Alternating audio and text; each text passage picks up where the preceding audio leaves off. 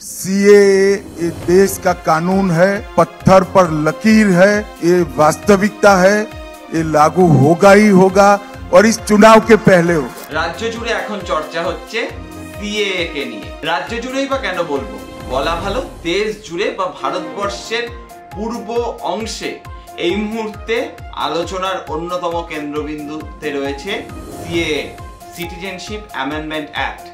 এই সিএএ নিয়ে বিজ্ঞপ্তি জারি হয়ে গেছে। এবার দেখুন, এই সিএএ এর সঙ্গে এনআরসি সম্পর্কিত নাকি এনআরসি সম্পর্কিত নয়, বা এই সিএএ তে কারোর নাগরিকত্ব কারা হবে নাকি কারা হবে না, এই নিয়ে একাধিক বিভ্রান্তি তৈরি হয়েছে এবং তা নিয়ে কেন্দ্রীয় সরকারের পক্ষ থেকেও একাধিক বিবৃতি জারি করা হচ্ছে এবং বারবার করে বলা হচ্ছে যে না, সিএএ তে কারোর নাগরিকত্ব যাবে না, বরং সিএএ সংযুক্তির কথা বলছে, অন্তর্ভুক্তির কথা বলছে, অনেক মানুষকে নাগরিকত্ব দেওয়ার কথা বলা হচ্ছে। এই সব তো গেল একটা পার্ট, কিন্তু রাজনীতি কি কখনো থেমে থাকে?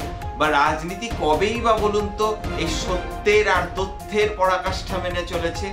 রাজনীতি চিরকাল পারসেপশন, অপটিক্স এবং আসল বিষয়ের উপরে একটা প্রলেপ তৈরি করার চেষ্টা করেছে যাতে যার লাভ হয়। এটাকে বলা হয় পোস্ট ট্রুথ। কেন বলছি? এই মুহূর্তে সিএএ কে কেন্দ্র করে সকলেই হিসেব নিকেশ করতে শুরু করে দিয়েছেন, এতে কার লাভ আর কার ক্ষতি। না, কোনো ব্যক্তি মানুষের ক্ষতির কথা বলছি না, বা ব্যক্তি মানুষের লাভের কথা বলছি না, কোন রাজনৈতিক দলের লাভ হবে আর কোন রাজনৈতিক দলের ক্ষতি হবে এই বিষয়ে কয়েকটা কথা বলে নেই। অনেকেই বলছেন যে মতুয়া ভোটাররা বা মতুয়া সম্প্রদায়ের মানুষজনেরা বিজেপিকে ভোট দেবে। এবার এখানে একটা প্রশ্ন হলো, দেখুন 2019 এবং 2021 সালে এই মতুয়া সম্প্রদায়ের মানুষেরা তো বিজেপিকেই ভোট দিয়েছিলেন। এমনকি যে বিধানসভা নির্বাচনে বিজেপি 77টা আসনে থেমেছিল, সেখানেও যদি আমরা দেখি তাহলে দেখা যাবে মতুয়া অধ্যুষিত যে বিধানসভা আসনগুলো রয়েছে, রানাঘাট লোকসভার অন্তর্গত আসন বা বনগাঁ লোকসভার অন্তর্গত আসন, সেইগুলোর অধিকাংশ কিন্তু গিয়েছিল বিজেপির ঝুলিতে। এবার রাজ্যের 74টি বিধানসভায় এই মতুয়া ভোট একটা নির্ণায়ক ভূমিকা নেয় এবং বিশেষ করে 20 থেকে 25টা বিধানসভা এমন রয়েছে নদিয়া এবং উত্তর 24 পরগনা জেলার সীমান্তবর্তী অংশে, সেখানে কিন্তু মতুয়াদের ভোটটাই মূল চালিকা শক্তি হয়। এবার মজার বিষয়টা হলো, এই সিএএ কে কেন্দ্র করে যে ন্যারেটিভ আর কাউন্টার ন্যারেটিভ তৈরি হচ্ছে, ন্যারেটিভটা কি? বিজেপি ন্যারেটিভ একটা তৈরি করেছে কেন্দ্রীয় সরকার, সেই ন্যারেটিভের প্রভাবে মতুয়া ভোট অবশ্যই তারা পাবেন, কিন্তু এমনটা মনে করার কোনো কারণ নেই যে এই মতুয়া ভোটের স্টক অফ ব্যারেল পুরো মতুয়া ভোটই বিজেপির দিকে যাবে। একটা বড় অংশ বিজেপির দিকে যাবে যারা 2019 এবং 21 সালেও বিজেপিকে ভোট দিয়েছিলেন। ফলে সেখানে নতুন করে প্লাস হওয়ার কোনো জায়গা নেই।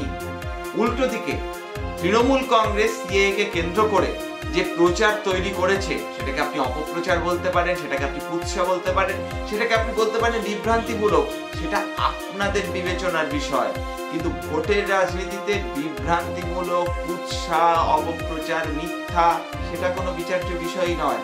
ভোটের রাজনীতিতে যে প্রচার ভোট বাক্সে লাভ এনে দেবে, রাজনৈতিক দলগুলি তো সেই পথেই হাঁটবে, এটা তো জানা কথা। এতে তো কোনো নীতিও নেই, আদর্শেরও ব্যাপার নেই।